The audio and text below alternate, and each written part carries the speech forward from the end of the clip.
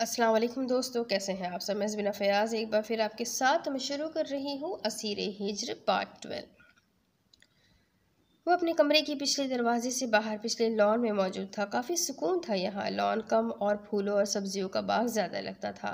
वो अंजीर के दरख्त के नीचे इस वक्त पुशअप्स लगा रहा था जब अपनी जानिब आती कदमों की चाप ने उसे अपनी जानिब मुतवज्जा किया। पीछे मुड़कर देखा तो एक गहरी सांस भरी नीली रंग की फ्रॉक, ट्राउज़र में नीला दुपट्टा लापरवाही से गले में डाले वो उसके सामने थी। परिहा उसके कमरे में दाखिल हुई। कमरा खाली था। पिछले लॉन का दरवाज़ा खुला देख वो उस तरफ चली आई थी। बाहर निकली तो वो बिल्कुल सामने था। इतने माह बाद उसे देखा तो उस पर नज़र ठहर सी गई। ब्लैक पैंट पर ब्लैक सैंडो पहने, वाइट शर्ट जिसके तमाम बटन खुले थे। खुली शर्ट से उसका कसरती मजबूत और चौड़ा सीना नुमाया था। कसरती सफ़ेद बाजुओं में से नीली रगें वाज़ेह नज़र आ रही थी। वो अब अपने एक हाथ के वज़न पर पुशअप लगा रहा था। पसीने से दमकता, मजबूत और तवाना फौलादी जिस्म। फरीहा का दिल पसलियों से सर टकराने लगा। यशम सुल्तान खानज़ादा ने उसकी जानिब देखा तो वो मुस्कुराकर मज़ीद करीब आई। कैसे हो? परिहा की निगाहें उस पर से हट नहीं रही थी। जो अब सीधा खड़ा होकर उसकी जानिब से अपना रुख मोड़कर अपनी शर्ट के बटन लगा रहा था। बिल्कुल ठीक, तुम कैसी हो? मैं तो ठीक हूँ, मगर मुझे तुम ठीक नहीं लग रहे। परिहा ने मानी खजी से कहा। यशम सुल्तान खानज़ादा जो पहले ही सब दबी संजीदगी ओढ़े हुए था, फौरन माथे पर बल आए थे। तंज कर रही हो? मुड़कर पास पड़ी केन की चेयर की पुश्त से टावल उठाकर चेहरा साफ करते संजीदगी से पूछा। बिल्कुल नहीं, तुम्हारी फिक्र है इसलिए पूछ रही थी बस, उसने धीमे से लहजे में कहा। मत किया करो मेरी फिक्र, दो टोक लहजे में कहा गया। ये मेरे बस में नहीं, तुम्हारी जानिब से मैं बचपन से ही कितनी बेइख्तियार हूँ, तुम्हें अच्छी तरह मालूम है यश। परिहा ने उसके सामने आकर उसकी आंखों में झाँक कर जुनूनियत से कहा। अंधों की तरह किसी शराब के पीछे भागना सरासर बेवकूफ़ी है परिहा। अब भी वक्त है, संभल जाओ, रोक लो अपने बढ़ते कदम। यशम ने मुबहम अल्फाज में कहते उसे बहुत कुछ बावर करवाया। परिहा उसकी जानिब देखे गई। मैं रोज़ ख्वाब में ऊंची जगह से गिरता हूँ तो मुझे छोड़ने वाला है तो बता दे यार, वो मेरा हो नहीं सकता तो ऐ मुसव्वर सुन, हमारी साथ में एक तस्वीर ही बना दे यार। यश, तुम भी तो अंधों की तरह एक शराब के पीछे भाग रहे हो। मैं तो ऐसा कुछ नहीं है परिहा, मैं तो कब का संभल चुका, अब संभलने की बारी तुम्हारी है, यश ने तेज लहजे में कहा। मैं सिर्फ तुमसे शादी करना चाहती हूँ, परिहा ने जबड़े भींच कर कहा। और मैं किसी से भी शादी नहीं करना चाहता, यशम का लहजा बहुत सर्द और सपाट था। मैं तुम्हें पाने के लिए ज़मीन आसमान एक कर दूंगी, वो फिर जुनूनियत से बोली। कोई फ़ायदा नहीं, सूरज को फिर भी ज़मीन पर नहीं उतार पाओगी, ऐसा करोगी तो खुद जलकर खाकस्तर हो जाओगी। कहते हुए यशम ने फिर उसकी जानिब से अपना रुख मोड़ लिया। यश, तुम्हारी ये बेरुखी अब बहुत बड़ा तूफान लाएगी, परिया चिल्लाई। ले आए तूफान। वैसे भी यशम सुल्तान खानज़ादा को तूफानों से भिड़ने में बड़ा मज़ा आता है। यश, तुम बिल्कुल ठीक नहीं कर रहे। उससे वो इश्तियाल में परिहा ने अपने बाल मुट्ठियों में जकड़े। वो उसकी जानिब मुड़ा और उसका गुस्से की शिद्दत से सुर्ख चेहरा देखा। मुझे उम्मीद है परिहा, तुम बर्बादी की जानिब बढ़ते अपने कदम रोक कर मुझे मेरी सबसे अच्छी दोस्त लौटा दोगी। वो कहते यशम अपने कदम अपने कमरे की जानिब बढ़ाने लगा। यश, रुक जाओ, मत करो मेरे साथ ऐसा, मैं सब कुछ तहस नहस कर दूंगी। यश, मेरी सुनते क्यों नहीं हो तुम? मैं आखिरी बार वार्निंग दे रही हूँ तुम्हें। वो चिल्लाती रही मगर यशम सुल्तान खानज़ादा के कदमों की खाक तक ना देख पाई कि वो देखते ही देखते पूरी तरह निगाहों से ओझल हो गया था। दूसरी तरफ सुबह का वक्त था। सब डाइनिंग हॉल में नाश्ते की टेबल पर मौजूद थे। बीजान, दाजी, सुलेमान, सुल्तान, सायमा बेगम, नायाब, दुआ ज़हरा, परिहा, गुफरान और गुल सब ब्रेकफास्ट करने में मशगूल थे। तभी वीरा हॉस्पिटल के लिए बिल्कुल रेडी अपने कमरे से निकलकर नीचे उतरी। डाइनिंग हॉल में दाखिल हुई थी। वीरा ने चौसदन शाह के सरकारी हॉस्पिटल में प्रैक्टिस शुरू कर दी थी और साथ साथ तालीम भी जारी रखी थी। वो सलाम करके औज़गुल के करीब चेयर खिसका कर बैठ गई। दाजी, मुझे एक बहुत ज़रूरी बात करनी है आपसे, दुआ ज़हरा ने कहा तो दाजी पूरी तरह बेटी की जानिब मुतवज्जा हुए बात जारी रखने का इशारा किया। मेरे देवर रज़ा खान का बेटा साइम रज़ा खान है। कनाडा से डॉक्टरी की तालीम हासिल करके आया है। पढ़ी लिखी लड़की से शादी करना चाहता है। तो मैंने वीरा की तस्वीर दिखाई थी अपने देवर देवरानी को। उन्हें ये बहुत पसंद आई है। मैं तो उन्हें परिहा देना चाहती थी, मगर आप लोगों को अच्छी तरह मालूम है कि ये कहीं और शादी नहीं करना चाहती। मैं पहले ही अपने ससुराल में अपने मायके की वजह से बहुत जिल्लत बर्दाश्त कर चुकी हूँ। अब उन्हें वीरा के रिश्ते के लिए इनकार करके मुझे मजीद शर्मिंदा तमाशा नहीं बनाइएगा। बच्चा मेरा देखा भाला है। वैसे भी हमने बच्चियों के रिश्ते ख़ानदान से बाहर तो करने नहीं है, तो मुझे सोच समझ कर जवाब दे दे। वो फ़ौरन रिश्ता तय करना चाहते हैं। साइम को भी वीरा बहुत पसंद आई है। ज़ारा का मुतकब्बिर सा लहजा तहकुमाना था, मगर किसी को भी उनकी कोई बात बुरी नहीं लगी थी। वजह यह थी कि यहाँ साइम रज़ा खान को सब ही जानते थे और वो एक बेतहाशा सुलझा हुआ देखा भाला इंसान था। मुझे अस्पताल से देर हो रही है, चलो औज़गुल तुम्हें कॉलेज छोड़ दूँ। वीरा ने सहूलत से वहाँ से खिसकने में आफियत समझी। औज़गुल और वीरा मुठन खान बाबा के साथ बाहर चली गई। हमें तो कोई एतराज़ नहीं, मगर मैं नायाब और सुलेमान को ज़रूर मौका दूंगा कि वो सोच समझकर बच्ची की रजामंदी लेकर फैसला करे। दाजी ने बात सुलेमान खानज़ादा की जानिब घुमाई। नायाब ने उन्हें आंखों ही आंखों में इशारा किया तो सुलेमान ने गला खंकार कर बात शुरू की। हमें भी कोई एतराज़ नहीं है बाबा। बच्चियों ने तमाम इख्तियारात मुझे सौंपे हुए हैं। वीरा ने खुद भी जान से कहा है कि उसकी ज़िंदगी के सब अहम फैसले वो खुद कर सकती है, इसीलिए जो भी जान का फैसला हुआ हमें मंजूर होगा। सुलेमान खानज़ादा की बात पर दुआ ज़हरा खिल उठी। हमें कोई एतराज़ नहीं दुआ ज़हरा, तुम रज़ा खान की फैमिली को बुला लो, वह आकर रस्म कर जाएं। बीजान ने हतमी फैसला किया। ठीक है, मैं परिहा के पापा को फ़ोन कर दूंगी, वो लोग कल आ जाएंगे। दुआ ज़हरा ने पुरजोश अंदाज में कहा। दाजी मुझे आप लोगों से ज़रूरी बात करनी है, गुफरान ने अचानक कहा, जो यहाँ आकर कुछ खुश दिखाई नहीं देती थी और हर वक्त सड़ी हुई रहती थी। उसकी इस बात पर साइमा बेगम सबसे पहले उसकी जानिब मुतवज्जा हुई। मेरा MBA मुकम्मल हो चुका है, तो मैं अनिल लाला के साथ उनका बिज़नेस संभालना चाहती हूँ। उन्होंने अपना बिज़नेस अमेरिका से वाइंड अप कर लिया है, बहुत जल्द पाकिस्तान शिफ्ट हो जाएंगे, तो मैं उनके साथ काम करना चाहती हूँ। होप सो किसी को एतराज़ नहीं होगा। गुफरान ने यूँ बात की जैसे इजाज़त नहीं मांग रही, बल्कि अपना फ़ैसला सुना रही हो। मुझे एतराज़ है, साइमा बेगम ने उसकी बात बीच में टोक दी। इन 6 माह में तुम्हारी सास रुखसती के लिए 100 बार फ़ोन कर चुकी है, मगर तुम्हारे एनुअल सेमेस्टर की वजह से हमने उन्हें टाल रखा है। अब मज़ीद नहीं टाल सकते। वीरा की रस्म के साथ साथ हमें तुम्हारी रुखसती करनी है। साइमा बेगम ने गुफरान के सर पर बम फोड़ा। मम्मा, ये कैसी बातें कर रही हैं आप? मेरे साथ ऐसा कैसे कर सकती है? मैं अभी रुखसती नहीं चाहती। गुफरान मरने वाली हो गई। तभी रोमी शक्ल बनाकर कहा, तुम्हारे चाहने या ना चाहने से कोई फ़र्क नहीं पड़ता, मैं फ़ैसला कर चुकी हूँ। साइमा बेगम ने बेतासुर लहजा इख्तियार किया।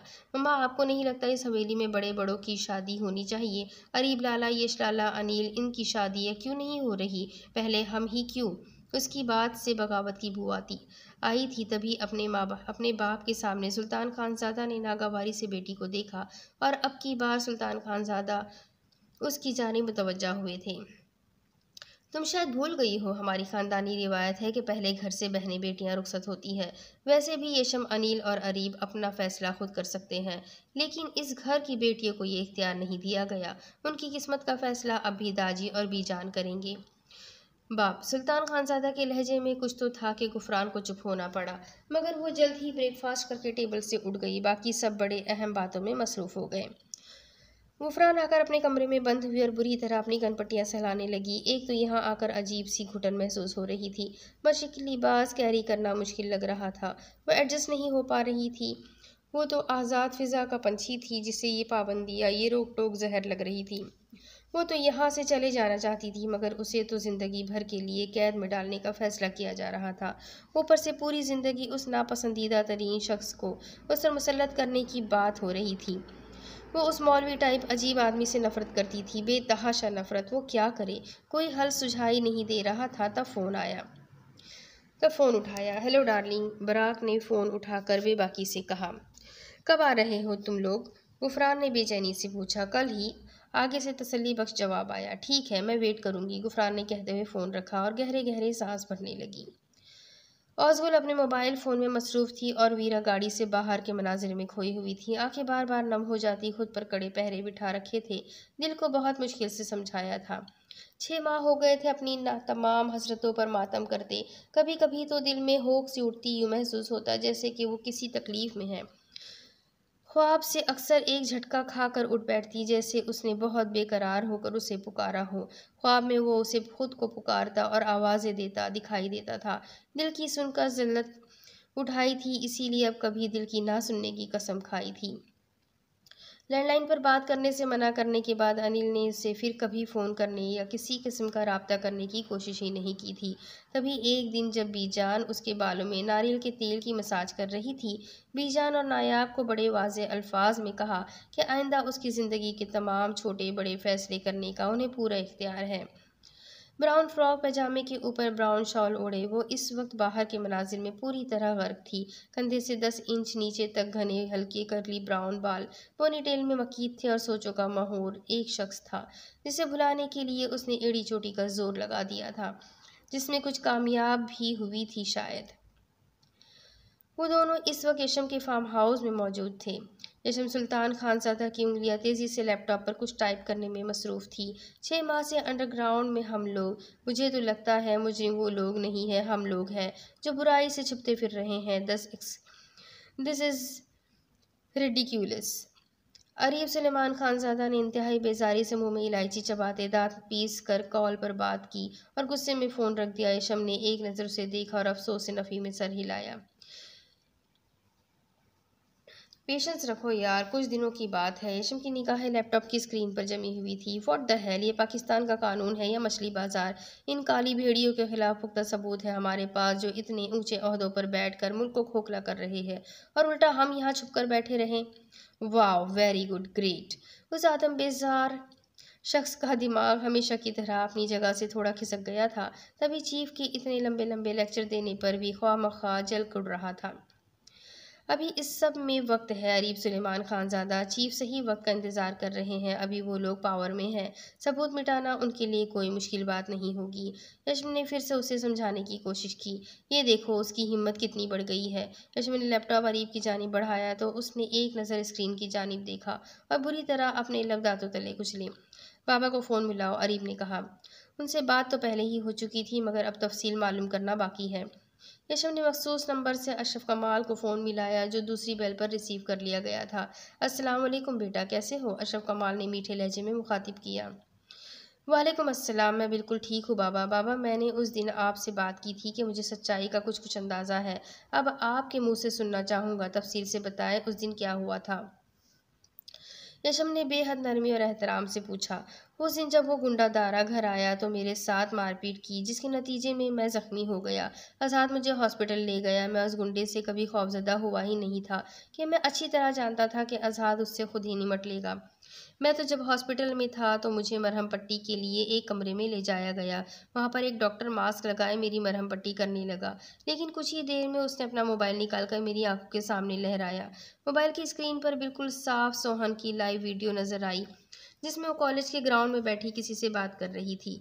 मैं भड़का तो डॉक्टर ने कहा कि तुम्हारी बेटी मेरी हायर की गई शूटर के निशाने पर है। अगर अभी इसी वक्त घर जाकर उसका निकाह इस बाहर खड़े फौजी से ना किया तो तुम्हारी बेटी का भेजा उड़ा दिया जाएगा। सोहन के माथे पर शूटर के निशाने की सुर्ख लेज़र लाइट देखकर मैं बुरी तरह खौफजदा हो गया था। तभी उसी दिन उसी वक्त घर जाकर दोनों का निकाह कर दिया। इसके बाद ना मुझे वो डॉक्टर दिखाई दिया, ना किसी ने हमें परेशान किया। अशरफ कमाल ने सोच समझकर उस दिन की तमाम तफसीलात उनके गोश गुजार कर दी। शुक्रिया बाबा, अपना बहुत बहुत ख्याल रखिएगा। खुश रहो बेटा, अल्लाह ताला दिल की तमाम ख्वाहिशात पूरी करे। अशरफ कमाल ने दुआ देकर फ़ोन रख दिया। यशम ने अरीब की जानिब देखा। अब क्या किया जाए? ये लोग मुझे नुकसान पहुंचाने के चक्कर में इस हद तक चले जाएंगे, मैंने कभी सोचा नहीं था। यशम ने दुख और अफसोस से कहते अपने दुखती आंखों को उंगलियों की पोरों से सहलाया। इस बात का तो मुझे भी अंदाज़ा नहीं था। मैंने उन लोगों के बारे में जानने के लिए पूरा पाकिस्तान खंगाल लिया है, मगर इस सब की तान एक सनम नामी औरत पर आकर टूटती है, जो शायद मरीख की है, जिस तक हम पहुंच नहीं पाते। ये कुछ बहुत बड़ा और बहुत बुरा है, जो हमारे हाथ नहीं आ पा रहा। बहुत अजीब बात है ना? अरीब ने भी सपाट लहजे में कहा। फिर जाने खुराफाती दिमाग में क्या ख्याल आया कि बेइख्तियार रेशम की तरफ देखा। वैसे भी बाबा ने कहा कि अल्लाह ताला तुम्हारी हर ख्वाहिश पूरी करे। उन्हें क्या खबर कि अगर तुम्हारे दिल की ख्वाहिश पूरी हो गई तो उनकी बेटी बेवा हो जाएगी। अरीब ने पेपर वेट टेबल पर घुमाते हुए कहा तो येशम ने शिकायती निगाहों से उस बेहिस की जानिब देखा, जो वाकई शायद किसी पत्थर से बना था, जिसे फ़र्क ही नहीं पड़ता था कि उसकी गोहर अफशानी से अगले बंदे को किस कदर तकलीफ हुई है। मैंने कभी ऐसी कोई ख्वाहिश दिल में नहीं रखी जिससे उसे कोई तकलीफ हो। उसकी आंखों में आंसू आए। मैं बस इतना चाहता हूँ कि वो जहाँ भी रहे हमेशा खुश रहे, कोई दर्द व गम उसे छूकर भी ना गुजरे। वो जिसके पास भी है सही सलामत रहे। रेशम ने कर्ब से आंखें मीचते हुए कहा, पर अफसोस तुम्हारी बाकी सारी ख्वाहिशात की तरह ये ख्वाहिश भी पूरी होती नजर नहीं आ रही कि उस पर 2 मरतबा मर्डर अटैक हो चुका है और उस बेवकूफ़ लड़की को अभी तक पता तक नहीं चला। हत्ती के कैप्टन साहब अजहाद को भी भनक तक नहीं लग पाई, क्योंकि वो उसके पास तब मौजूद ही नहीं था जब ये अटैक उस पर हुए। अरीब ने इत्मीनान से कहते येशम सुल्तान खानज़ादा के जिस्म से जैसे उसकी रूह खींची। सामने खड़े पत्थर शख्स से किसी किस्म का सवाल जवाब करना उससे सर फोड़ना बेकार ही था। अरीब सुलेमान खानज़ादा, मुझे कैंट एरिया में एक अपार्टमेंट चाहिए और उसके सामने का अपार्टमेंट या क्वार्टर जो भी है उसमें अजहाद अहमद की फैमिली को शिफ्ट करवा दो। कैप्टन को ये ऑर्डर्स हेडक्वार्टर से मिलने चाहिए। यशम कहता अपनी जगह से उठा। क्यों, अब बॉडीगार्ड बनना है उसका? अरीब चिढ़कर बोला। हाँ, इत्मीनान से जवाब दिया। सुकून से अपनी जगह पर बैठे रहो। तकलीफ क्या है आखिर तुम्हें? अरीब ने उसे नागवारी से देखा। यशम सुल्तान खानज़ादा उसके सामने सोफे पर ढह गया और अपना सर हाथों में गिराया। मेरा सर दर्द की शिद्दत से फट रहा है लाला। मेरी आंखें नींद के लिए तरसते हुए थक गई है। मेरा जिस्म किसी टूटे हुए कांच के जैसा है। मैं शोर मचाना चाहता हूँ मगर मेरी आवाज़ मुझे भी सुनाई नहीं देती है। मैं अपने ख्यालात से भागना चाहता हूँ। मुझे लगता है कि शायद मेरे ख्यालात मर जाए तो मेरा जहन सुकून पाएगा। मैं सांस नहीं लेना चाहता। कभी कभी लगता है कि शायद मैं सांस लेना छोड़ दूँ तो मेरे ख्यालात मरना शुरू हो जाएंगे। मुझे जहनी अजियत से सुकून मिलने लग जाएगा। मैं नहीं जानता हूँ कि कब आखिरी दफ़ा मैं सुकून से सोया था। पता नहीं क्यों मुसलसल जागते रहने के बावजूद मेरा जहन दिमक ज़दा नहीं हो रहा। लाख चाहने के बावजूद मैं उसका ख्याल अपने जहन से झटक नहीं पाया।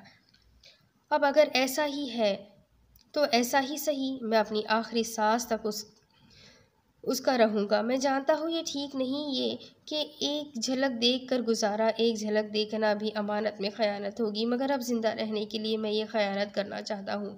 मैं चाहता हूँ मैं उसकी खुश खुर्रम सही सलामत बस एक झलक देख लिया करूँ। मैं थक चुका हूँ, मुझे सुकून चाहिए लाला। पल भर में येशम सुल्तान खानज़ादा की आंखें लाल अंगारा हो उठी थी। दाजी तुम्हें बार बार बुला रहे हैं ना? पप्पू जान हकीकत जाने बगैर अपनी बेटी के मुंह में पागल दाजी पर शदीद दबाव डाल रही है और तुम इस सब से फरार हासिल करना चाहते हो, राइट? अरीब ने उसके करीब आकर उसके कंधे पर हाथ रखा। तब बेबसी के एहसास से एक मरतबा फिर आज महीनों बाद वो अरीब से लिपट गया। फिर से आंखें नम हुई थी। शायद अरीब ही जानता था कि वो किस कदर तकलीफ में है। 6 माह से पल पल अजियत काट रहा है। यशम एक झटके से उठा और तेजी से वहां से निकला। मेरा नींदों के साथ झगड़ा है, ख्वाब हसरत से देखते हैं मुझे। दूसरी तरफ आज़ाद कब से गाड़ी से बाहर देखते बाहर के खूबसूरत मनाजिर में खोया हुआ था कि दफतन अपने कंधे पर एक नर्म गद्दाज सा बोझ महसूस हुआ। वो जो सीट के पुर्ज से सर टिकाकर सो रही थी अब सर ढलक कर आज़ाद के कंधे से आ लगा। आज़ाद ने मुस्कुराते नरमी से उसके गिर्द बाजू हमायल किया और फिर से उस साहिरा के दिलकश नखोश में खोसा गया। वो लोग खारिया से कैब करवा कर अहमदाबाद जा रहे थे। आज से 6 माह पहले बहुत अचानक जैसे इमरजेंसी नाफिज हुई थी और उसे फ़ौरन वज़ीरिस्तान जाना पड़ा। तब बाबा भी सोहन के अकेले रह जाने की वजह से उम्रे पर नहीं जा सके और उन्हें अपनी टिकट कैंसिल करनी पड़ी। आज़ाद के 2 से 3 माह इधर ही गुजर गए और वो उस दौरान बस वो महीने में 2-4 दिन के लिए ही छुट्टी पर घर आया था। इसके बाद वहाँ से ट्रांसफ़र होकर वो लाहौर चला गया था। नई नई शादी के बावजूद वो उसे बिल्कुल वक्त नहीं दे पा रहा था। इस अरसे के दौरान उनकी जहनी हम-आहंगी बढ़ी थी, उनके दरमियान तकल्लुफ़ और बेगानगी के पर्दे गिरे थे। उनकी नज़दीकियाँ ज़रूर बढ़ी थी, वो उसकी बेतहाशा इज़्ज़त और एहतराम करती थी, उसका बहुत ख़याल रखती। उसकी और बाबा की वजह से एफएससी के बाद तालीम को भी अपनी मर्ज़ी से खैरबाद बोल दिया था, खुद को घर और घरदारी में मसरूफ़ कर दिया। वो अज़हर से पूरी तरह मानूस हो गई थी, मगर इसके बावजूद ये मिलन अधूरा था। वो उसकी कुर्बत के ख़ास लम्हात नहीं पा सका था। जाने क्यों, अगर वो इस मामले में गरेज़ बरत रही थी, तो अज़हर ने भी अपने कदम आगे बढ़ाने की कोशिश नहीं की थी, या वो उसकी जानिब बढ़ नहीं पाया था। एक अजीब सी झिझक थी। अब वो ये सारे फासले मिटा देना चाहता था, इसीलिए उसको लेकर किसी पुरसुकून मकाम पर जाना चाहता था। तभी अब जब फाइनली 6 माह हुए थे, तो सबसे पहले फिर से उसकी शिफ्टिंग खारिया कैंट में उसने बाबा को उम्रे पर ही भेजा था और ख़ुद 2 हफ्ते की छुट्टी ले ली थी। सोहन के अशरफ कमाल और राबिया बेगम के साथ खारियां आने के बाद आदिल से राब्ता बहुत खुफिया तौर पर हुआ करता था, लेकिन सोहन एक भी बार एबटाबाद नहीं जा पाई थी। मगर शादी के बाद सोहन आदिल से मुकम्मल राब्ते में थी और अब उसी की ख्वाहिश पर वो उसे दादी और आदिल से मिलवाने एबटाबाद लेकर जा रहा था। आदिल की शादी हो चुकी थी, उसके 2 बच्चे भी थे। आदिल ने आलम फाजिल बनकर अपनी दिन रात की अनथक मेहनत और कोशिशों से अपनी ही बस्ती में अपना मदरसा बनाया था, जहाँ बच्चों को दीनी तालीम दी जाती थी। दादी सोहन को बेहद याद करती थी, मगर पहले मजबूरी थी, अब तो वो रोज़ उनसे वीडियो कॉल पर बात किया करती थी। सोहन को पता चला 6 साल रहना पैरालाइज चारपाई पर पड़ी रही, उसे उस जालिम औरत से कोई सरोकार नहीं था। वो तो बस अपनी दादी और भाई से जल्द अज जल्द मिलना चाहती थी। सफ़र बहुत तवील था और अब वो पूरी तरह बेजार हो चुकी थी। सोकर उठी तो गाड़ी एबटाबाद के मसाफ़ात में आसमान से बातें करते पहाड़ों पर हुनूस तारकोल की बल खाती गहरी नीली सड़क पर फराटे भर रही थी। अज़हर कब पहुँचेंगे हम? उसने झिंझलाकर पूछा। बस आधा घंटा और मेरी जान, बस फिर पहुँचने वाले हैं। अज़हर ने कमर से थाम कर मज़ीद उससे करीब किया। इसी तगोदो में मज़ीद पौना घंटा सर्फ हो गया। ठीक 1 घंटे के बाद वो इतने अरसे बाद बस्ती में अपने घर के दरवाजे के बाहर खड़ी हैरत से उस घर को देख रही थी, जो आदिल ने शायद नए सिरे से बिला किस ब्लॉक से बनवाया था। उसने मजबूती से अज़हर का हाथ थामा। अजब से एहसासात थे, जिनको कोई नाम नहीं दे पा रही थी। इतने में ही आदिल घर से निकलकर बाहर आया। उसके पीछे दादी, सोनिया भाभी और 2 गोलू मोलू बच्चे थे। सोहन भागकर आदिल के सीने से लगी। सोहन गुज़िश्ता बातें याद करने लगी। इयादा की भी आंखें नम हो गई। दादी के सीने लगी। वो काफ़ी देर उनसे बिछड़ने का गम गलत करती रही। इस उम्र में भी उनकी सेहत काबिले रश्क थी। वैसे भी पहाड़ी मेहनती तो उनकी सेहत बरकरार रहती और जफाकश ख़वातीन की उम्र दराज भी हो जाती है। फिर सोनिया बेतहाशा मोहब्बत से मिली और बच्चों को तो चटाचट चूम कर उसने डरा ही दिया था। अब सारी रस्में यही अदा करनी है कि अंदर भी चलना है? अज़हर ने आदिल के गले मिलते, दादी के सामने झुकते उनसे प्यार लेते सबको मानी खर्जी से छेड़ा तो सब हंस दिए। सोहन, जो उसकी मौजूदगी को तकरीबन फरामोशी कर चुकी थी, बुरी तरह झेप गई। चले अंदर चलते हैं। आदिल ने मना करने के बावजूद अज़हर के हाथ से उनका बैग थाम लिया और वो अंदर दाखिल हो गए। सबसे पहले सोनिया ने खाना लगाया था कि वो तवील सफ़र तय करके आए थे, तो सबको भूख भी काफ़ी लगी थी। उसने खाने में अच्छा खासा एहतमाम कर रखा था। सोनिया खाना लगाने लगी।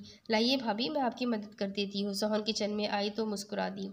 अरे नहीं, अभी थकी हारी आई हो, बैठो, मैं लगा दूंगी। सोनिया के नाना करने के बावजूद सोहन ने मिलकर खाना लगवाया। लाउंज की फर्शी कारपेट पर दस्तरखान लगाया गया था। बेहद खुशगवार माहौल में खाना खाया गया। पंजाब की निस्बत यहाँ अच्छी खासी खनकी थी, जब सोहन को महसूस हो रही थी। खाने के बाद सब्ज़ कहवे का दौर चला। सोनिया के चुटकुले और सोहन के कहकहे पूरे घर में गूंज रहे थे। बीच बीच में दादी भी ऐसा शोशा छोड़ती कि वो हंस हंस कर लोटपोट हो रही थी।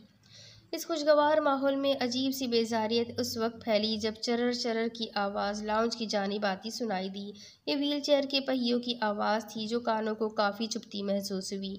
आदिल, आदिल, कौन आया है? एक जहरीली सी पाटदार आवाज़ सुनकर सोहन के लबों पर खिली मुस्कुराहट पल भर में गायब हो गई। वो व्हील चेयर घसीट कर अंदर आई। वक्त की धूल ने उस मगरूर जालिम वजूद को तमाम रहनाई और जवानी चाट कर उसे हड्डियों का ढांचा बना दिया था। आदिल अपने बेटे होने का फ़र्ज़ निभाते हुए माँ की खिदमत करता। रहना अपनी खसलत से मजबूर दादी और सोनिया को बेतहाशा तंग किया करती, बातें सुनाती, मगर आदिल ने सबको कहा हुआ था कि रहना की बस खामोशी से सुना करो वही जो अपना दिल चाहता है। रहना जिस्मानी और दिमागी मरीज़ा बन चुकी थी, मगर शायद फितरत और खसलत कभी नहीं बदल पाती है। तभी आवाज़ का ताना बरकरार था। अब भी वो बेयकीनी मगर नफ़रत के मिले जुले तासुरात लिए सोहन को घूर रही थी। तुम जिंदा हो अभी तक? ताज्जुब है। सबसे मिल लिया? अपनी प्यारी माँ को भूल गई क्या? क्या तुम्हारे मामू ने इतनी भी तमीज़ नहीं सिखाई कि माँ को सलाम ही कर लो? रैना का शहद में डूबा लहजा किस कदर जहरीला था, सोहन ने बुरी तरह अपने लब भीजे। आंखों में दराने वाली नमी को आंखें झपक झपक कर पीछे ढकेला। हाँ, मगर उस औरत की दहशत अब तक सोहन के दिल पर पहले दिन से कायम थी कि वो अब आज़ाद की पुष्प पर तकरीबन छुप सी गई और उसका हाथ भी मजबूती से अपने हाथों में भींच लिया। आज़ाद ने उसे खुद से लगाया, जबकि रैना बारीकी से उसकी हर हरकत नोट किए गई। बाकी सब खामोश ही थे कि उस औरत के मुंह लगना कोई भी पसंद नहीं करता था। तुम इसके शौहर हो? अब वो डायरेक्ट आज़ाद से मुखातिब हुई थी। जी हाँ, आज़ाद ने संजीदगी से कहा। तुम्हें नहीं पता मनहूस है ये?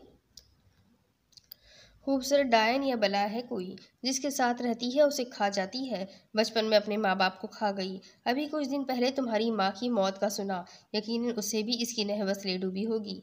ले जाओ इसे यहाँ से, कहीं मेरे आदिल को ना खा जाए। और तुम भी फारिग करके अपनी जान छुड़ाना, कहीं तुम्हें भी ना खा जाए।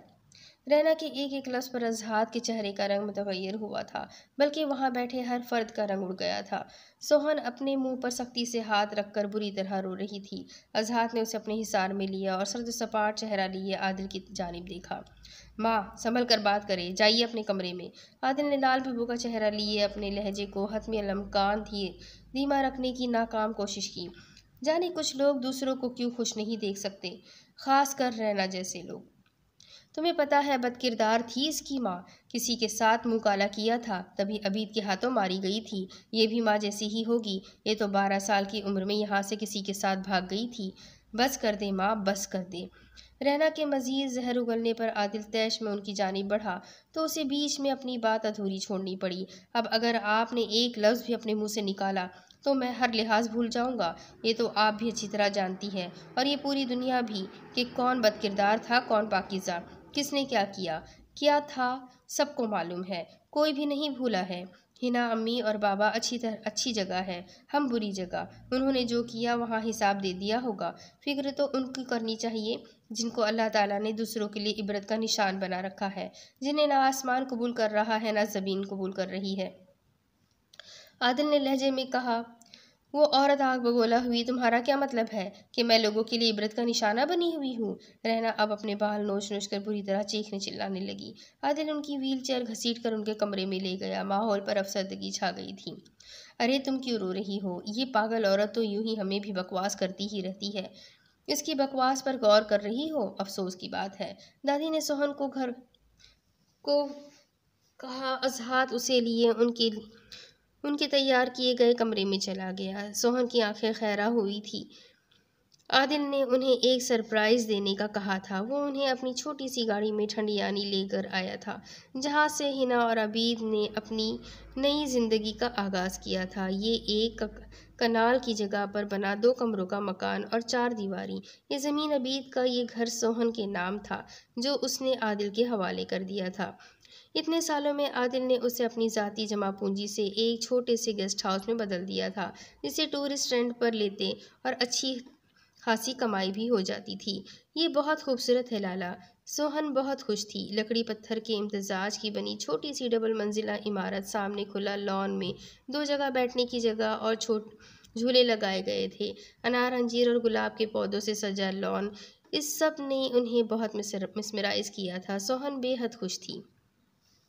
ये मेरे पास तुम्हारी अमानत है सोहन, अब मैं इसे तुम्हारे हवाले करना चाहता हूँ। आदिल ने सोहन के सर पर हाथ रखकर कहा। बिल्कुल नहीं, अजहात बीच में बोल पड़ा। ये सरासर आपकी मेहनत का नतीजा है, हमें इसमें से कुछ नहीं चाहिए। इस पर पूरा पूरा हक आपका है लाला। अजहात ने नरमी से कहा तो आदिल ने उनकी बार की नहीं उनके इस बार की नफ़ी की, मगर सोहन ने फ़िलहाल के लिए बात टाल दी। आदिल ने पूरे गेस्ट हाउस को जिसमें 4 कमरे ऊपर और 5 नीचे थे, सोहन और अजहात के सुकून से रहने के लिए खाली ही रखा था। वो रात देर तक उनके पास मौजूद रहा, फिर उनसे इजाज़त लेकर घर के लिए निकल गया। अब वो दोनों एक कमरे में मौजूद थे। सोहन अलमारी में अपनी चीज़ें सेट कर रही थी, अजहात बेड पर नीम दराज मोबाइल में मगन था। यहाँ तो अच्छी खासी ठंड है अजहात, सोहन ने उसे मुखातिब किया। जी बिल्कुल मीठी सुपारी, शुक्र करो मैंने गर्म कपड़े रखवाए, नहीं तो बेगम आप तो मेरा मजाक बना रही थी कि बाबा के सामने। अजहात ने कहते मुंह बनाया तो वो कहकहा लगाकर हंस पड़ी। अजहात ने दिलचस्पी से उसका कहकहा मुलाहिजा किया। उसकी ये खूबसूरत हंसी बार बार उसे अपनी जानिब मुतवज्जा किया करती थी। मैं तो बुरी तरह थक गई। उसकी खुद पर मरकूज गहरी निगाहों से घबराकर सोहन ने अपनी पिछली गर्दन हाथ से दबाते हुए निगाहें चुराकर कहा, तुम लेट जाओ, एक इम्पोर्टेंट फ़ोन कॉल करनी है, सुनकर आता हूँ। अजहात कहते हुए कमरे से बाहर निकल गया। सोहन को अजीब सा लगा, उससे अब इसकी आदत हो चुकी थी। इन 6 माह में उस शख्स ने अपने हर जज्बे से उसे रोशनास करवा दिया था, इसीलिए उसके बाजू पे सर रखकर सोने की आदत भी हो चुकी थी। उसे और आदत मोहब्बत से ज़्यादा खतरनाक होती है। सोहन काफ़ी देर इंतज़ार करती रही मगर वो नहीं आया। सोहन ने फैलाकर अपने गिर्द गर्म शाल ओढ़ी थी। ठंड यानी में इस वक्त खून मंजमद करने वाली सर्दी का आलम था। सर्दी से बुरी तरह दांत बज रहे थे। बचपन के इतने बरस यहाँ गुजारे, मगर अब लाहौर और खारिया की गर्म मौसम ने उसे यहाँ की सर्दी से नामानूस कर दिया था। तभी वो अपने बाजू सहलाती अजहात की तलाश में कमरे से बाहर निकली थी। इस घर की दरो दीवार से बड़ी यादें वाबस्ता थी। बरामदे से होकर वो सहन में निकली तो धुंधनुमा बादलों से ढके इलाके में हाथ को हाथ सुझाई नहीं दे रहा था।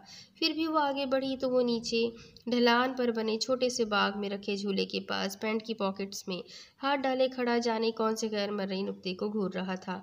वो मुश्किल उस तक पहुंची। अजहात, यहाँ क्यों खड़े हैं, सर्दी नहीं लग रही क्या? सोहन ने अपने हाथ मलते हुए पूछा। मीठी, आज अपने दिल पर हाथ रखकर बताओ, क्या तुम्हें मुझसे आज़ादी चाहिए? अजहात के गैर मुतवक्का सवाल पर वह आंखों में गैर यकीनी समाए उसके सामने आई। आप अजहात, आप शक कर रहे हैं मुझ पर? वो रिंधी आवाज़ के साथ गमो सदमे से बेहाल इतना ही बोल पाई। अजहात ने सुर्ख फ्रॉक पैजामे में मलबूस उस होशरुबा मोमी वजूद को मुस्कुराकर देखा।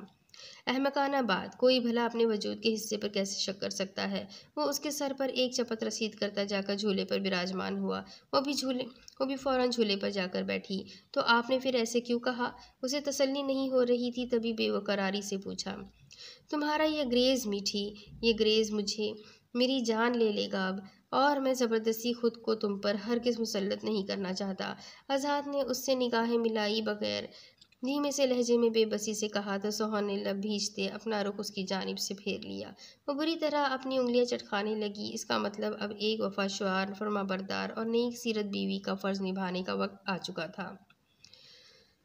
ये तो आपकी नासमझी है ना कि आप अपनी बीवी की शर्मो हया और झिझक को उसका ग्रेज समझ रहे हैं। सोहन ने अपने लब काटते नम आँखों से मगर सुकून से ये कह दिया, जो अजहात को अपनी जगह पर मुंजमिद सा कर गया। हाँ, मगर दिल पसलियों से सर टकराता कानों में धड़कने लगा था। लेकिन अब उसने उसको अपनी जानिब खींचते अपने सीने में भींचने में 1 सेकंड का भी वक्त ज़ाया नहीं किया था।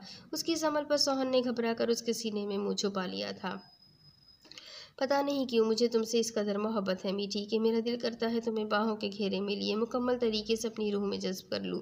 मुझे ऐसा लगता है कि मेरी सांस सांस में सिर्फ तुम्हारे नाम का वेद होता है। तुम पर अपने लबों की कलम से दास्तान इश्क रकम करूँ। मेरा हर बोसा तुम्हें मेरी जुनून, शिद्दत और तशनगी का पता दे।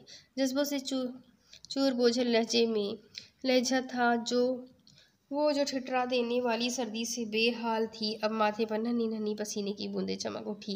क्या वो दीवाना वार उसके चेहरे का एक एक नक्श नरमी से चूम रहा था।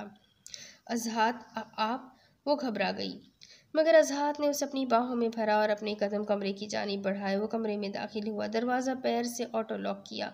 सोहन का चेहरा आने वाले लम्हात को सोच कर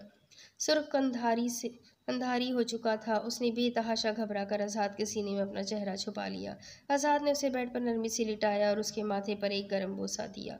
सोहन की निगाहें झुक गई। आज़ाद ने उसकी शर्म व हया को मद्देनजर रखते हुए कमरे की लाइट ऑफ कर दी और उस पर किसी गहरी घटा की तरह छा गया। ठंडियानी की ये सर्द तरीन रात दो पाकीज़ा रूहों की मिलन की रात थी, इसीलिए सर्द सरसराती हवा सारी रात मध्यम सुरों में मिलन के गीत गुनगुना रही थी। दूसरी तरफ आज बैतुल सुल्तान में अजीब रौनक और गहमा गहमी सी थी। एक तो कल से सर्वेंट क्वार्टर्स में मुराद खानजादा के ख़ानदानी मुलाजमों की बच्चियों की शादी की तकरीब शुरू होनी थी, जिसका सारा इंतज़ाम मुराद खानजादा ने खुद ज़ाती तौर पर करवाया था। बीजान और घर की ख़वातीन को भी कहा गया था कि उन्होंने बच्चियों को दुआ देकर आना है और कल ही दुआ ज़हरा के देवर की फैमिली भी बैतुल सुल्तान आने वाली थी। तब भी तैयारियां और रौनक अपने उरूज पर थी। इस पर मतजाद आज नायाब और सुलेमान साहब की शादी की सालगिरह भी थी, जिसकी यादें तो इतनी खुशगवार नहीं थी, मगर इन सब ने अपने गमों की कब्र को अपने ही दिल में दफना दिया था और बच्चों की खातिर सुलेमान खानजादा और नायाब आगे बढ़ चुके थे। वीरा और औज़गुल नायाब के पीछे पड़ी थी कि आज वो उनकी एनिवर्सरी सेलिब्रेट करेंगे, मगर नायाब मुसलसल इनकारी में थी। वो दोनों इस रसवारा उन्हें मनाने की तगोदों में मसरूफ़ थी। वक्त उनके सर हमारी उम्रें हैं क्या बच्चों की तरह केक काटने की? ना बाबा ना, मुझे तो माफ़ ही रखो इन सब से। मामा प्लीज़ मान जाए ना। औज़गुल ने मुंह बसोरा। और मैं तो वैसे भी अब इस घर में चंद दिनों की मेहमान हूँ, तो क्या आप मेरी खुशी की खातिर एक केक नहीं काट सकती? वैसे भी सारी ज़िंदगी आपने मुझसे ज़्यादा इस औज़गुल से प्यार किया है। वीरा ने भी इमोशनल ड्रामा करते आंखें टिपटिपा कर कहा। रूम में दाखिल होते सुलेमान साहब के कानों में वीरा की आवाज़ पड़ी। भाई मेरी परियां किस बात के लिए मेरी बेगम को मना रही है? बाबा, वो दोनों चिल्लाई। देखिए ना बाबा, आज आप दोनों की एनिवर्सरी है जिसे हम मनाना चाह रहे हैं, मगर मम्मा मुसलसल इनकार कर रही है। अब आप ही हमारी सिफारिश कर दे। वो दोनों बच्चों की तरह बजिद हुई। नहीं सुलेमान, आप बिल्कुल इनकी बातों में ना आइएगा। सब क्या सोचेंगे? नायाब झिलझिलाकर बोली। दुनिया वालों की परवाह छोड़ दीजिए बेगम, हमारी परियों की छोटी सी ख्वाहिश पूरी करने में क्या हर्ज है? मनाने दें उन्हें अपनी खुशी। सुलेमान साहब ने उन दोनों आफतों का पूरा साथ दिया। बाबा यू आर द ग्रेट। औज़गुल और वीरा खुशी से चिल्लाई और सुलेमान साहब के कंधों से आ लिपटी। सुलेमान खानज़ादा ने भी शफकत से उन्हें अपने सीने से लगाया। शाम तक वीरा और औज़गुल ने हवेली की मुलाजमों के साथ लाउंज काफ़ी खूबसूरती से सजा लिया था। वो दोनों खुद भी प्रिंटेड फ्रॉक, चूड़ीदार पैजामे में रेशमी दुपट्टे ओढ़े हल्का सा तैयार हो गई थी। साइमा बेगम, नायाब गुल और दुआ ज़हरा बीजान के साथ गांव में कोई ख़ास तकरीब में शामिल होने गई थी और पीछे से उन्होंने पूरी हवेली सर पर उठा ली थी। वीरा ने गुफरान को भी साथ घसीटे रखा, हालांकि वो सड़ियल से मुँह बनाती रही। हर तरह सफ़ेद और नीले गुब्बारे, रिबन्स, आर्टिफिशियल लाइट्स और फ्रेश फूलों के बीच रखा गया केक बहुत खूबसूरत लग रहा था। बीजान लोग भी घर वापस लौट आए थे। सब तैयार होकर लाउंज में इकट्ठे हो गए। लाइट स्किन कलर की फ्रॉक में नायाब गुल पहले दिन सी छुई मुई बनी चांदी की तरह दमक रही थी। सुलेमान खानज़ादा बच्चियों के साथ उसे बाहर आता देख पल भर को मिसमराइज हुए और गहरा मुस्कुरा दिए। बाबा, मोरे की तारीफ बाद में कर लीजिएगा, जी भरकर निहार लीजिएगा, मगर अभी केक पर फोकस करें। दादी के सामने वीरा के शोशे ने नायाब और सुलेमान दोनों को गड़बड़ाने पर मजबूर कर दिया। नायाब ने बुरी तरह वीरा को घूरा तो वो बीजान के पीछे छुप गई। अरे घूर क्या रही हो? नायाब गुल ठीक ही तो कह रही है बच्ची। दुआ ज़हरा ने वीरा की तरफदारी की। जाने क्यों अब वो वीरा से बेतहाशा इंसियत करने लगी थी। बीजान भी मुस्कुरा दी। नायाब ने मुश्किल भरपूर तालियों में केक काटा गया। जहाँ नायाब शर्मा रही थी, वहीं सुलेमान साहब का बच्चियों की खुशी देखकर चेहरा दमक उठा था। वो लोग थोड़ी देर ही उधर बैठे, फिर केक खाकर दाजी सुल्तान खानज़ादा और दुआ ज़हरा तो मर्दान खाने की जानिब चले गए, जबकि पीछे गुफरान, वीरा और औज़गुल ने तूफ़ान बदतमीज़ी से मचा दिया। हमेशा की तरह गुफरान और वीरा एक साइड हो गई और बकरी कौन बनी? बेचारी मेमी गुल। केक खाते हुए वीरा को अचानक शरारत सूझी। उसने चुपके से केक की क्रीम अपने दोनों हाथों में भरी। गुफरान ने अचानक औज़गुल के हाथ पुष्प पर दबोचे। वीरा ने दोनों हाथ आगे बढ़ाकर औज़गुल के दोनों गालों पर क्रीम पोत दी। वीरा, गुफरान आपी। औसगुल की चीख से सब ने उसकी तरफ देखा तो बेसाख्ता हंस दिए, जिसके दोनों गालों पर क्रीम लगी थी। Oh you look so cute mummy गुल, वीरा ने उसे चिढ़ाया। गुफरान ये कार्रवाई सरंजाम देती आंख विंक करती अपने कमरे में भाग गई। अब औसगुल के सामने वीरा खड़ी दांत निकाल रही थी। अब मुझसे बच के दिखाओ, औसगुल चिल्लाई और बाकी बचे केक की क्रीम हाथों में भर के वीरा के पीछे भागने लगी। इन दोनों का ये चहकार हवेली में एक नया समा बांध गई। बीजान इतने सालों बाद हवेली की रौनक बहाल होते देख के आपदीदा हो गई। सही कहते हैं, जब तक घर में बेटियों की चिड़ियों जैसी चहकहार ना हो वो घर घर नहीं लगता। आज इतने सालों बाद हवेली ने ये चहकहार सुनी है। वीरा रुक जाओ, आज मैं तुम्हें बिल्कुल नहीं छोड़ूंगी। औसगुल ने उसके पीछे भागा। पहले पकड़ के तो दिखाओ मेमी गुल। वो दोनों भागते भागते हवेली के पीछे बाग की तरफ निकल आई थी। वीरा लॉन में पहुंच आई। वीरा जो आगे भाग रही थी उसकी नज़र दूर सामने से आते अरीब पे पड़ी, जो पिछले बाग के दरवाजे से अंदर दाखिल हो रहा था। इससे पहले कि वो वीरा को देखता, वीरा अचानक से बाएं अंजीर के घने दरख्तों के पीछे से होते हुए बरामदे की तरफ मुड़ गई और सामने खुले दरवाजे से छपाक से अंदर चली गई, जो कि सीधा हवेली के किचन में खुलता था। वीरा कहाँ है? औसगुल, जिसका सांस फूल चुका था, वो अंधाधुन भागती सामने से आते सीधा अरीब के सीने से जा टकराई। अरीब, जो औसगुल की आवाज़ सुन के एक पल को ठहरा था, अगले ही पल औसगुल के जोरदार टकराने से इससे पहले वो संभलता कि लॉन के बाग में लगे पौधों को पानी देने की वजह से घास पर मौजूद पानी से पाँव फिसला, जिससे वो और औसगुल समेत पीछे कमर के बल घास पर गिरा। मगर गिरते हुए उसने औसगुल को अपनी बाहों में कैद करते उसे चोट लगने से बचा लिया। लेकिन औसगुल के गालों और हाथों पर लगी क्रीम ने उस पे भी निशान छोड़ दिए थे। औसगुल, जिसका दिमाग इतने जोरदार तसादुम पर हिला था, वहीं भागने से तेज होती धड़कन और उखड़ती सांसें मौजूद सूरत हाल औसगुल के होश उड़ा चुकी थी, जो अरीब के सीने पर लेटी गहरे गहरे सांस भर रही थी। ऐसा लगता था जैसे अरीब का चट्टानों सा सख्त दिल धड़का गई थी। औसगुल की धड़कन अरीब को खुद की धड़कन में मध्यम होती महसूस हो रही थी। नर्म नाजुक मखमली वजूद ने यखलख्त मुँह जज्बात का भड़का दिया था, जिसकी वजह से औसगुल की कमर पे बंधे हाथों की गिरफ्त में लाशऊरी तौर पर बेहद सख्ती आई। औसगुल ने खौफ के मारे आंखें मूंदे दुनिया जहां से बेखबर उसके सीने पर लदी हुई थी। अपनी कमर पे चुभती उंगलियों ने उसे होश की दुनिया में लापटका। उसने आहिस्ता से अपना सर उठाया तो नज़र सीधी अरीब की पुरस्रार लाइट ब्राउन निगाहों से टकराई। ऐसा झटका तो उसे अरीब से निकाह करते वक्त नहीं लगा था, जितना गहरा शौक औसगुल को उसके सीने पर नरम गर्म शहंशाह की गद्दी समझकर इस हालत में विराजमान खुद को देखकर लगा।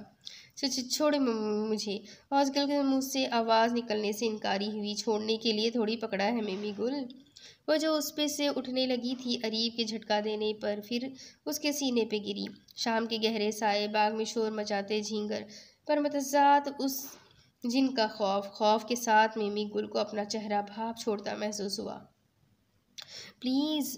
उसने आंखों में आंसू भर के देखा तो अरीब, जो उसे इतने करीब से निहारने में मसरूफ़ था, उसे तो होश ही नहीं था। जैसे उसके गालों में लगी पिंक क्रीम, उठती गिरती पलकों का रक्स, कपकपाते लब, लरसता बदन, सुर्ख लिबास में दमकती रंगत, भागने से भूली सांसें और गर्दन पे बहती पसीने की लकीर। अरीब को लगा जैसे सारे जहां का हुस्न उसकी बाहों में आ समाया है।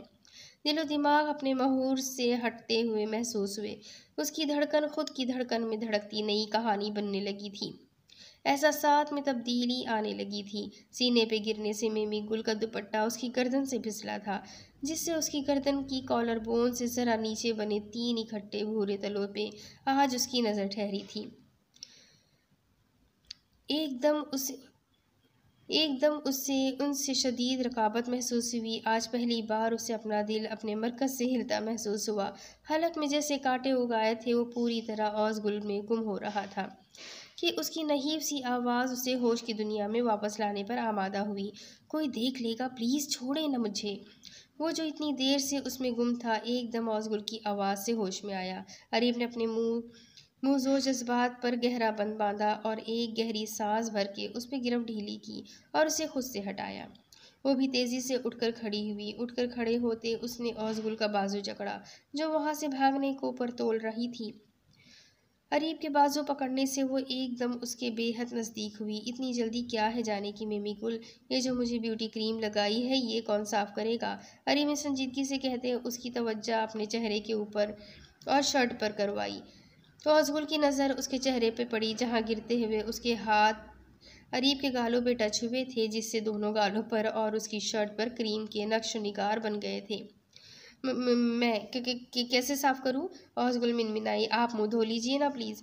वाह मेमी गुल, तुम तो बड़ी ज़हीन हो गई हो जो मुझे ऐसे मशवरे दे रही हो। मैं ये हुलिया लेकर किसी के सामने नहीं जाऊंगा। अब अपने जिन प्यारे हाथों से ये क्रीम लगाई है उसी तरह उसे उतारो भी। Come fast. उसने लहजे को मजीद संजीदा करते उसके रहे सहे आसान खता किए कि क्या आप प्लीज़ मेरे दुपट्टे से साफ कर लें। उसने दुपट्टे का पल्लू पकड़कर उसकी जानिब बढ़ाया। अरीब ने एक नज़र उसे और एक नज़र उसके हाथ में मौजूद पल्लू पर डाली।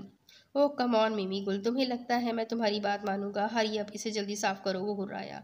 औज़गुल इस जिन से जाए फरार हासिल करने का और कोई तरीका सुझाई ना दिया सिवाय उसकी बात मानने के। तभी औज़गुल ने लरसते हुए अपना हाथ उसके गाल की तरफ बढ़ाया।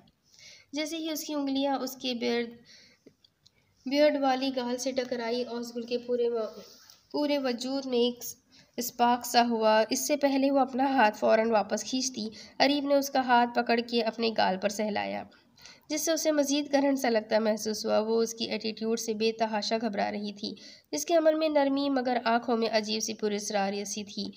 इससे पहले वो पीछे हटती, अरीब ने एक बाजू उसकी कमर के गिर्द बांध कर अपने करीब खींच लिया और क्रीम वाला हाथ अपने हाथ में पकड़ा, जिसकी उंगलियों के पोरों पे लगी क्रीम अपने लबों से साफ की। और औज़गुल की रीढ़ की हड्डी में सनसनाहट दौड़ गई। हया से मखमूर आंखें झुक गई, शर्मगाल से तपकर लाल हो गए। वो औज़गुल का लरसना साफ महसूस कर सकता था। अगर उसने उसे सहारा ना दिया होता तो अब तक वो गिर चुकी होती। ये केक क्या कर रहे हैं? प्लीज़ कोई आ जाएगा।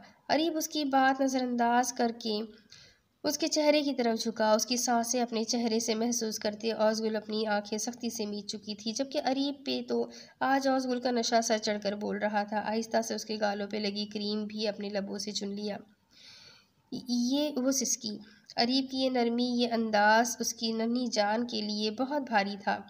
अरीब के लब उसका एक एक नक्श चूम रहे थे, उसके गाल शर्मो हया से दहक उठे, माथे पे नन्ही नन्ही पसीने की बूंदें चमकने लगी। उसने खुद को सहारा देने के लिए उसका कॉलर सख्ती से अपनी मुट्ठियों में भींच लिया। अरीब की आग जैसी सांसें अपनी गर्दन पे महसूस करते ही न जाने उसमें कैसे इतनी हिम्मत आ गई कि वो उसका हिसार तोड़कर रुख पलट गई और अपने धड़कते दिल पर हाथ रख लिया, जो पसलियों से सर टकराता बाहर आने को था। अरीब जो उसकी गर्दन पे बने तलवों को सजा देना चाहता था, औज़गुल के एकदम रुख पलटने पे ये फुसू टूटा तो उसके अंदर का हैवान जागा। उसने औज़गुल के गिर्द हाथ का हिसार खींचा। एक झटका लगने से औज़गुल की पुश्त उसके सीने से टकराई। आइंदा मुझे खुद से झटक कर धुतकारने की कोशिश मत करना मिमी गुल, वरना मेरी सज़ा तुम बर्दाश्त नहीं कर पाओगी। अरीब उसके कान के करीब घुर्राया और उसके कान की लौ को अपने दांतों में दबाया। इससे पहले दर्द की शिद्दत से वो चीखती, अरीब ने एकदम उसका रुख अपनी तरफ मोड़कर उसकी सांसों पे पहरा बिठाया था। औज़गुल ने सख्ती से आंखें भींच ली, जबकि ये लम्स, ये कुर्बत हमेशा की तरह जानलेवा और नाकाबिले कबूल थी। अपनी मर्जी से वो दूर हटा और उसे देखने लगा, जो गहरे गहरे सांस भरती उससे नज़रें मिलाने से इनकारी थी। आज मुझे तुम्हारे इन मूल से जलन हो रही है। तुम्हारे इतने करीब रहने का हक सिर्फ अरीब सुलेमान खानज़ादा का है। जिस दिन ये तिल मेरे लबों की जंबिश में आए ना, उस दिन इनकी रंगत बदल दूंगा। प्लीज़ खामोश हो जाए। अरीब की बेबाक सरगोशियों की ताप न लाते हुए औज़गुल ने अचानक अपनी उंगलियां उसके लबों पर रख दी कि अब उसने उन लबों की गुस्ताखी बर्दाश्त नहीं हो रही थी। वो अपने कपड़ों की तरह सरता पैर सुर्ख पड़ गई थी और ये दिलकश और लतीफ़ नज़ारा देख कर अरीब के दिल ने चुपके से सरगोशी की। आज से पहले शायद ही कोई इतना खूबसूरत लगा हो।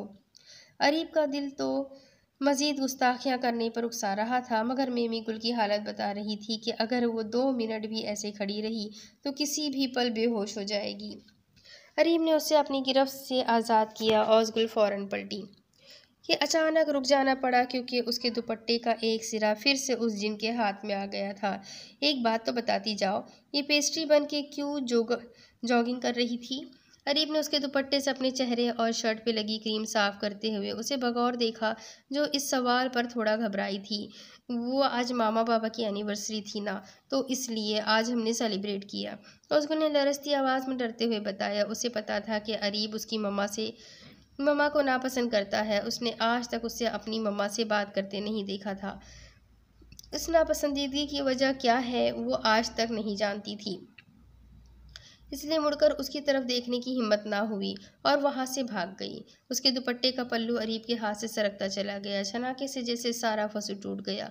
यूं लगा जैसे अरीब के जिस्म में खून की जगह शरारे भर गए हों। सारे जज्बात भग से उड़ गए थे। दिल धड़कना भूल गया था। उसकी आंखें यूं लाल हुई जैसे खून छलक पड़ेगा। औसगुल का सर चढ़ता जादू पल भर में छू मंतर हो गया था। मैं वो सब कुछ कैसे भूल सकता हूँ? कैसे मैं इस शहर में जकड़ सकता हूँ? कैसे हर बात फरामोश कर सकता हूँ? मोहब्बत, और वो भी इस मिमी से। हाँ, भाड़ में गए सारे जज्बात। क्योंकि मैंने अगर इस दुनिया में किसी से नफरत की है तो बस इस मिमी से। मैं इसे राख कर दूंगा। जो मरे तो जहर क्यों दूं? गुड़ से जो मरे तो जहर क्यों दूं? के मुतरादिफ वो अब उसको अपनी मोहब्बत के तारे अनकबूत में फांस कर सारी ज़िंदगी के लिए उसको नीम जान करके इस जाल में बेजान और खोखला करके रखना चाहता था। उसे ना जिंदों में रहने दूंगा ना मुर्दों में, जिसने मेरे वजूद को इतना जलता भाबड़ बना दिया है। बपरे शेर की तरह उसे अपने हाथों में सर पटकते देख मन में मचलते जज्बात सहम के दिल के कोने में जा छुपे। दिल ने भी डर कर अपनी धड़कन की ताल बदल ली थी कि उस सर फिरे से क्या बईद कि वो अपने ही दिल को उखाड़ कर बाहर फेंक देता। सामने खड़ा इश्क उसकी हालत पे कह कहे लगा रहा था। क्या इतना ही आसान है इश्क के ऐन से मुंह मोड़ना? आज रूह पे पड़ा हर जख्म नए सिरे से ताज़ा हुआ था। तभी दिमाग का फतूर निकल कर दिल के सामने आया और वो उस नाजुक जान के साथ आखिर करने क्या वाला है। वो उसे तबाह व बर्बाद करने का इरादा बांध कर बैठा था। सीने में दिल बिल्कुल खामोश हो गया था। मन मतजाद कैफियत से तंग आता दांत पर दांत जमाए तेजी से उल्टे कदमों हवेली से बाहर निकलता चला गया।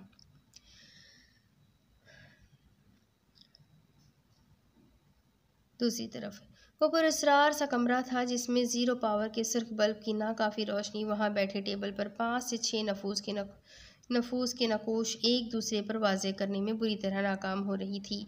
वो यूं भी सब मास्क पहने हुए थे या सब हुडी में थे। उनमें से एक ने टेबल के बीचों बीच एक तस्वीर रखी जिसमें एक नाजुक सी गुलाबी लड़की धीमे से मुस्कुरा रही थी। ये मामूली सी डरपोक लड़की हमारे गले की हड्डी बन चुकी है। एक पुरस्रार मर्दाना आवाज़ मलगज्जे अंधेरे में गूंजी। कौन है ये? सवाल किया गया। पता नहीं, किसी फौजी की बीवी है, लेकिन इसको तबाह और बर्बाद करके मौत के घाट नहीं उतारा गया तो हमारे टुकड़े किसी को नहीं मिल पाएंगे। मुतफक्किर मकरूह आवाज़ गूंजी। करना क्या है? अपने 2 से 3 आदमी भेजो और नाजुक कली को मसल डालो। बस मरनी नहीं चाहिए, बाकी मरने में कोई कसर ना छोड़े वो लोग। नफरत में डूबी फंकारती आवाज़ थी। लेकिन उस तक पहुंचना नामुमकिन है। कैंट। उसकी फिक्र मत करो, रास्ते खुद ही हमवार कर दिए जाएंगे। बॉस इतनी तो पावर में है कि अपने लोग उस तक आसानी से पहुंच जाए। आज ही अपने आदमियों को भेजा है क्या? नहीं बेवकूफ़, हमने पता करवाया है। अभी तो वो कैंट में मौजूद ही नहीं है। जैसे ही आएंगे ऊपर से ऑर्डर आ जाएगा, बस फिर तभी हमला करना है। ठीक है, इत्मीनान भरी आवाज़। वो शैतान अपने मकरू अज़ाइम को पाया तकमील तक पहुंचाने के सुनहरे ख्वाब देखने लगा। सुबह आज़ाद की आँख खुली तो एक बेतहाशा खूबसूरत तरीन मंजर को खुद का मुंतज़िर पाया। वो अब तक निखरी निखरी सी उसकी बाहों के हिसार में कैद थी। रात उसकी गुर्बत के नशे में मदहोश उसे उसके चेहरे पर नमी महसूस हुई थी, मगर वो उसकी आंखों की इस नमी को खुद की गई पाकीज़गी भरी मलमाकारी पर नकबज़नी से उसकी शर्म व हया में पनहा लताफत पर महमूल करता रहा। आज़ाद ने मुस्कुराकर उसे देखा। उसके वजूद में अजीब सी ठंडक थी। उसे लगा जैसे उसकी बाहों में मौजूद उस नाजुक वजूद ने चांदनी का सफ़ेद लिबास पहना हो और उस नूर के तरशे नूर की फुवार ने आज़ाद को पूर में उतर कर उसके वजूद में सुकून और तरावट भर दी हो। आज़ाद ने झुककर उसके माथे पर अपने लब रख दिए। मीठी, आज़ाद ने उसके कान में सरगोशी की। जी। जब बंद आँखों से भी उसने फरमाबरदारी से उसकी पुकार पर लब्बैक कहा तो आज़ाद का दिल किया कि उसके सदके चला जाए। वो उसे पाकर हवाओं में उड़ने लगा था। वो हल्का सा उसके ऊपर झुका और धीमे से गुनगुनाया, आज मैं ऊपर आसमां नीचे। उसकी बेपर की पर सोहन ने झट से आंखें खोल दी। सिया बड़ी बड़ी शफाफ आंखों में हैरत दर आई और ये मंजर दुनिया की दिलकश तरीन मनाजिर में से एक था। आज़ाद ने बेइख्तियार झुककर उन आंखों को अपने लबों के बेकरार लम्स से फिर से बोझल कर दिया। बहुत बेशर्म है आप सोहन का चेहरा लाल भभूका हो गया। मैंने क्या किया? आज़ाद ने मासूम सी शक्ल बनाई। अभी भी आपने गंदा गाना गाया। सोहन ने मुंह बनाया तो आज़ाद कहकहा लगाकर हंस पड़ा। हद कर दी है बेगम आप। मेरे तो कहने का मतलब था कि आज आपकी कुर्बत पाकर बंदा हवाओं में उड़ रहा है और आप कहाँ की बात कहाँ ले गई। आज़ाद ने उसकी छोटी सी नाक खींची और फिर खामखा सुर्ख पड़ गई। सोहन ने शर्मिंदा होते उसकी जानिब से अपना रुख फेर लिया। प्लीज़ आज़ाद, तंग मत करे, सोने देना। नमाज कज़ा हो रही है मीठी। आज़ाद ने उसकी कान की लो को लबों से छूकर उसके कान में इसमें मोहब्बत का मंत्र फूका। आप जाए फ्रेश होकर नमाज पढ़ें। मैं अपनी नमाज कज़ा नहीं होने दूंगी, फिक्र मत करें। सोहन ने घबरा कर तकिए में चेहरा छुपाया तो मुस्कुराते हुए उठ बैठा। आज़ाद, सोहन एकदम उठकर बैठी। मुझे बर्फ़ी की बहुत फिक्र हो रही है। मेरे बगैर तो वो खाना भी नहीं खाता। आपके दोस्त उसका ख्याल तो रखते होंगे ना। वो इंतहाई मुतफक्किर लहजे में बोली, हाँ बर्फ़ी ठीक नहीं है, वाकई सही से खाना नहीं खा रहा। आज़ाद ने कहा तो वो मज़ीद बेसुकून हुई। हमें उसे साथ लाना चाहिए था। सोहन ने मज़ीद मुँह बनाया। अच्छा चलो उठो, फ्रेश हो जाओ, फिर कुछ सोचते हैं उसके बारे में। आज़ाद कहते हुए वॉशरूम की जानिब चला गया। दोनों नमाज अदा करके फिर से आराम करने की गर्ज से लेट गए। ठंड यानी कि ये जानलेवा ठंड सोहन से बर्दाश्त नहीं हो पाई थी। तभी शाम तक उसे शदीद किस्म की टेम्परेचर ने आ घेरा था। आज़ाद बेहद परेशान हुआ और वो जो पूरा हफ्ता गेस्ट हाउस में गुजारने का इरादा रखता था, अब सोहन को साथ लिए शाम को ही अहमदाबाद आदिल के घर चला गया। उसे मेडिसिन देकर सख्ती से आराम करने का बोलकर आज़ाद आदिल के साथ बाहर निकल गया और वो आराम से लेट गई। तकरीबन 2 घंटे बाद आँख खुली तो दादी उसके सिरहाने ही बैठी थी। उठ गई मेरी बच्ची? दादी ने उसके बालों में हाथ फेरा। जी, तबीयत भी अब काफ़ी बेहतर महसूस हो रही है। सोहन ने अंगड़ाई लेते दादी की परेशान सूरत देखकर पहले ही बता दिया। अच्छा उठकर मुँह हाथ धो लो, भाभी ने यखनी बनाई है तुम्हारे लिए, दादी कहती हुई कमरे से बाहर निकल गई। सोहन उठकर फ्रेश हुई। वो फ्रेश होकर बाहर निकली तो जाने उसे क्या सूझी को बेइख्तियार रैना के कमरे की जानिब चली आई। वो दरवाजे पर खड़ी उस पागल बुढ़िया की करतब देख रही थी जो पागलों की तरह बार बार फ़ोन पर एक ही नंबर मिला रही थी। जाने कहाँ मर गया है ये हरामखोर, अब जाने क्यों फ़ोन नहीं उठा रहा। रैना बड़बड़ाई। वो दरिंदा दारा अब ये फ़ोन कभी नहीं उठा पाएगा रैना, क्योंकि उस धरती के बोझ को मेरे शौहर जाने कौन सी काल घोटरी में कैद कर चुका है। सोहन ने सर्द सपाट लहजे में कहा तो रैना के तो तलवों पर लगी और सर पर बुझी। क्या बकवास कर रही हो तुम? होश में तो हो? मेरा नाम लेने की जुर्रत कैसे की तुमने? रैना जख्मी नागिन बनी फनकारी। मेरे माँ बाप को कत्ल करके तुम्हें अभी भी उम्मीद है कि मैं तुम्हें माँ पुकारूंगी? ठीक से सोचकर बताओ कि क्या तुम ये लफ्ज़ कहलाने के काबिल भी हो रैना? सोहन ने नफरत से कहते उसे आईना दिखाया और आंखों में आंसू लिए वहां से उल्टे कदम बाहर निकली। इस अंधाधुन भागने के चक्कर में सामने से आती चट्टानी शख्स से जोरदार किस्म का तसादम हुआ। सोहन की आंखों के सामने दिन दहाड़े तारे नाचने लगे। आज़ाद ने फौरन उससे अपने बाजुओं के हिसार में लिया। आदिल नीचे चेहरा करके मुस्कुराया। 2-4-5 सेकंड्स बाद जब सोहन के हवास ठिकाने लगे तो अपनी मौजूदा सूरत हाल पर उसका दिल किया वो कहीं छुप जाए। फौरन एक झटके से उसके मेहरबान हिसार से बाहर निकली। उनकी बातों को दिल पर मत लिया करो सोहन, और चाहो तो उनके किए गए अमाल की वजह से सज़ा भी दिलवा सकती हो तुम। मुझे कोई एतराज़ नहीं होगा। आदिल ने उसकी नम आँखों को देखकर अब की बार संजीदगी से कहा, नहीं, मैंने अपना मामला अल्लाह ताला पर छोड़ा है। वो बेहतर इंसाफ करने वाला है। उनको सज़ा तो उनकी जवानी में मिलनी चाहिए थी। अब उनका ये बीमार वजूद बज़ात खुद उनके लिए एक सज़ा है। सोहन कहते आदिल के बाजू से लगकर बेआवाज़ आंसू बहाने लगी, जाने कि वो आज अबीद बाबा से बेतहाशा याद आ रहे थे। आज़ाद ने उसे आंखों ही आंखों में तसल्ली दी और जब बिल्कुल रहा न गया तो हाथ थामकर उस पर दबाव बढ़ाया। चलो भाई, खाना लग गया है। सोनिया ने बाहर आकर ऐलान किया तो वो सब अंदर की जानिब चल दिए। दूसरी तरफ परिहा के पापा हाकिम खानज़ादा, चचा रज़ा खानज़ादा, उनकी बीवी दिलशाद बेगम, बेटी रनम और साइम रज़ा खानज़ादा जब बैतुल सुल्तान में दाखिल हुए तो उनका भरपूर तरीके से इस्तकबाल किया गया। बैतुल सुल्तान से सब बड़े सब बड़े भी इस वक्त हवेली के मर्दान खाने में मौजूद थे। काफ़ी अरसे बाद आना हुआ दामाद जी। मुराद खानज़ादा ने अपने सामने हल्का सा झुके हुए हाकिम की पीठ पर हाथ से थपथपाई। बस बाबा जान ज़मीनों में ही उलझे रहते हैं, मगर अब एक प्यारी सी वजह मिल गई है तो लगाते रहेंगे चक्कर। अब तो आना जाना लगा ही रहेगा, क्यों सुलेमान? हाकिम मुस्कुरा कर कहते हैं। सुलेमान से बगलगीर हुए साइम रज़ा खानज़ादा, जो तस्वीर देख कर ही तस्वीर वाली पर पूरी तरह फिदा हो चुका था, अब बस सबसे मिलते इस बात का इंतज़ार था कि वो उसे कब देख पाएगा। बेचैनी तो इस बात की थी कि जैसी यहाँ की सख्त रस्म व रिवाज थे, उसे उसको देखने की या मुलाकात की इजाज़त भी मिलेगी या नहीं। वो संजीदा और सोबर सा बंदा, मर्दाना वजाहत का शाहकार, मखनातीसी पर्सनैलिटी का मालिक, शानदार सा बंदा, बुरी तरह एक नीली आंखों वाली कांच की गुड़िया की फुसू में गिरफ्तार हुआ था। तभी सर के बल चलकर यहाँ आया था। रनम तो कब की अंदर भाग गई थी। अब मैदान खाने में बड़ों में खुशगवार गुफ्तगू का दौर चल पड़ा था। अब इसके आगे की कहानी मैं आपको अगली किस्त में सुनाती हूँ कि आगे क्या होगा। ये जानने के लिए मेरे साथ बने रहें। अगली किस्त में फिर मिलेंगे, तब तक के लिए अल्लाह हाफ़िज़।